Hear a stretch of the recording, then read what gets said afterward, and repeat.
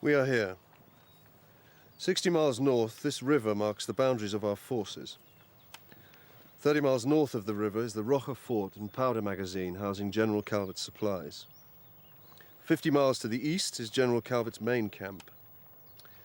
Now, our task is simple: to move north, capture the fort, blow the powder magazine, and make it back to camp before Calvert's men can intercept us over the mountains. Congratulations, Brand. It's ambitious and it's rather impressive. There is one thing, sir. It seems a pity to blow the fort without making a full inventory. You mean for intelligence purposes? Perhaps I didn't make myself clear. General Calvet is rumored to have gathered his stores as well as his ammunition at the fort. An inventory would give us an accurate picture of Napoleon's intentions in the whole area. Perhaps I should go on the mission, sir. Sniff around the fort, make a full survey of the stores, put it all together, would give us a glimpse into Calvet's mind. I would be risking my head of intelligence on nothing more than a rumor that the Rocha Fort is the center of General Calvet's storage system. Yes, sir, I think it might well be a risk worth taking, eh, Brand? I can assure you, my lord, my information is never wrong. Very well. Colonel Brand and his men will set out at dawn the day after tomorrow. They will scout 1 day ahead of the main body of infantry, to be commanded by Major Sharpe. Sharpe will also be responsible for the security of a small party of sappers and engineers, to be commanded by Major Pycroft. Will that be all, sir?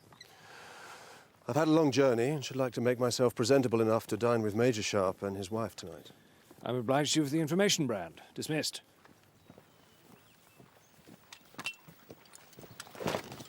Colonel Brand seems to think very highly of you, Sharpe.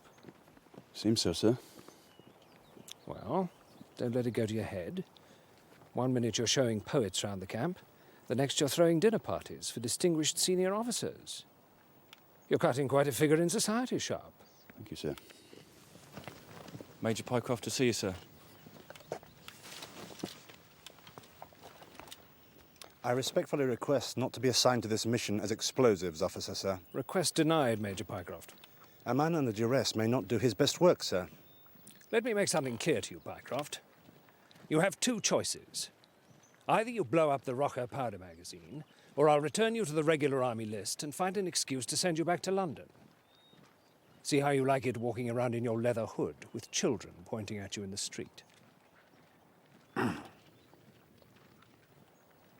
Well?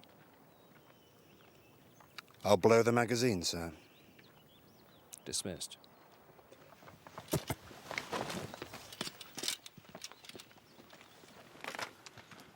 Sir. What do you think, Ross? Colonel Brand has offered us an interesting opportunity. Can we exploit it? Too early to say. I'll only find out by going on the mission. By then it may be too late, Ross. Too late for you. That's what you pay me for, sir. May I compliment you on an excellent meal, my lady. Tasted all the sweeter since we've spent the last 6 weeks foraging for food behind enemy lines. How wonderful to live like a gypsy. And what a good idea for a portrait. Would you sit for me, dear lady? Some rings, a scarf. Oh, please say you will. The Romanies are so romantic. I'm sorry to hear you say that, Shellington. I myself hold no regard for the culture of the gypsy race. Nor I. I merely meant that they were a good source of poetic inspiration.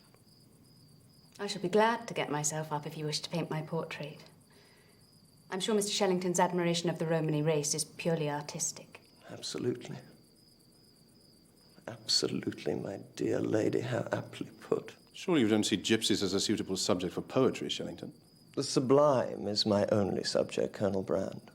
I'm glad to hear it. Soldiers should confine themselves to shooting.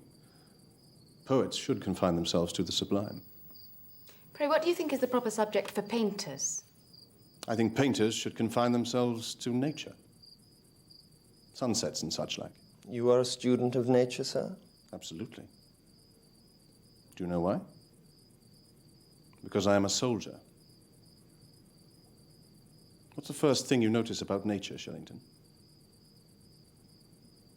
You notice that the strong animals survive and the weak fall away. That's how the world is. The strong survive and the weak die. That's how it should be. That way you breed a strong race. Survival of the strongest is the principle upon which I conduct my troop. I work my men hard. Those that can keep up, I promote. Those that can't, I have no use for. What about the wounded, sir? Wounded? In battle, sir, some men are killed, some survive, and some men are wounded. The wounded are always the greatest burden. What do you do about them? We leave them, Sharpe. This is war. War is no place for the weak. It's a big change. Change? What do you mean? When I first met you, sir, you tried to rescue a wounded man under fire. Well, let's just say I felt lucky that day.